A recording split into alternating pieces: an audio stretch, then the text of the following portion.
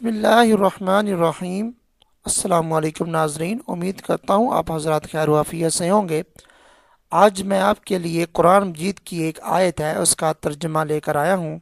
सूरह फजर की आयत है, उसका यह तर्जुमा मैं आपके लिए लेकर आया हूँ। और ये ऐसी बात है, इसमें अल्लाह ने फरमाया है कि इंसान जो है ना वो सोच कर भी हैरान हो जाए। मौत के बाद इंसान क्या आरज़ू करेगा? जब इंसान फौत हो जाएगा, उसको मौत आ जाएगी, कब्र में चला जाएगा, तो उसके बाद वो वहाँ जाकर क्या आरज़ू करेगा, उसकी क्या आरज़ू होगी? तो सूरह फजर में अल्लाह ताला ने फरमाया है कि बिस्मिल्लाहिर्रहमानिर्रहीम, ये आयत है, या लैतनी कद्दमतु लिहयाती। दोबारा समात फरमा ले, या लैतनी कद्दमतु लिहयाती। इस आयत का तर्जुमा ये है, ए काश मैंने अपनी आखिरी ज़िंदगी के लिए कुछ किया होता।